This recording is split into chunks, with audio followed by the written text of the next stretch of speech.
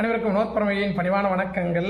பரமயோகி வீச்சு வலை சதீஷ்குமார் என்பவருக்கு நாகப்பட்டினம் இந்த வலை போகுது. ரொம்ப மகிழ்ச்சி. அதிபத்த நாயனார் இருக்கக்கூடிய இடத்துக்கு அதிபத்த நாயனோடைய ஆயுதம் அனுப்புறது ரொம்ப சந்தோஷப்படுறோம். மகிழ்ச்சி, ரொம்ப மகிழ்ச்சி. நாகப்பட்டினம் நிறைய பேருக்கு தெரியும். அதிபத்த நாயனாரை பற்றியான விளக்கங்களை கொடுத்துருப்பேன். நாயன்மார்களில் ஒரு சிறந்த நாயன்மார்கள் எல்லாருமே சிறந்தவங்க தான். ஏன்னா அவங்க தனித்துவத்தை நம்ம படிக்கும் பொழுது, உள்வாங்கும் பொழுது ரொம்ப மகிழ்ச்சியாக இருக்கும். எவ்வளவு பக்தியாக, அளவு கடந்த பக்தி, எப்படி இந்த அளவுக்கு பக்தியாக இருக்காங்க அப்படின்றதுமே நம்ம அதை தெரிஞ்சிக்கும் பொழுது ரொம்ப ஆசையாக இருக்கும். பூசலார் அப்படின்ற ஒரு நாயன்மாரை பற்றியும் தெரிஞ்சுக்கிட்டேன் அதிபத்த நாயனாரால் தான்.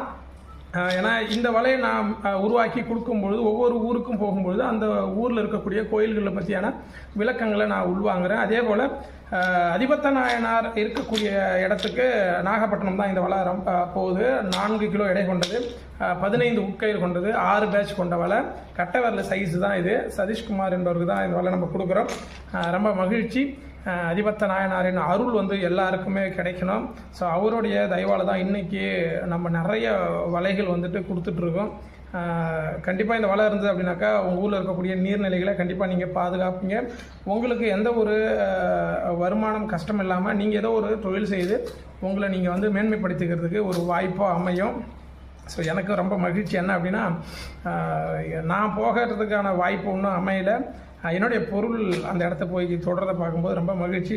ஸோ இது போல் நிறைய கோயில்களுக்கு என்னுடைய வலைகள் போயிருக்கு. கோயில் இருக்கக்கூடிய பகுதிகளுக்கு என்னுடைய வலை போயிருக்கு. அதில் முக்கியமாக சொல்ல போனோம்னா தஞ்சை பெரிய கோயிலில் இருக்கக்கூடிய ஒரு ஐயாவுக்கு நம்ம வலை போயிருக்கு. அடுத்தது ஓயாமாரி அப்படின்ற ஒரு திருச்சியில் இருக்குனாங்க. ஸோ அந்த கோயிலுக்குமே இதை போகும்பொழுது அந்த ஊரை பற்றியான ஒரு விளக்கங்கள் நம்ம உள்வாங்கிற சூழல் ஏற்படுது. அது மாதிரி தான் திருநின்ற ஊருக்குமே நம்ம வலை போகுது. ரொம்ப மகிழ்ச்சி. நாயன்மார்களை பற்றி தெரிஞ்சுக்கணும் அப்படின்னு நான் ஒருபொழுதும் நினச்சதில்லை. மனசால் அதிபத்த நாயனாருடைய அருள் கிடைச்சது.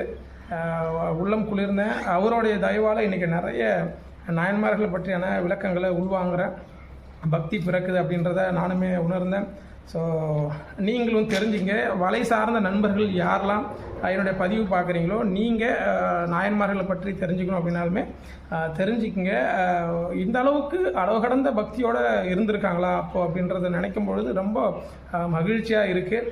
ஸோ பூசலாருடைய வரலாறு படிக்கும் பொழுதுமே எனக்கு ரொம்ப உள்ளார்ந்த ஒரு மகிழ்ச்சி.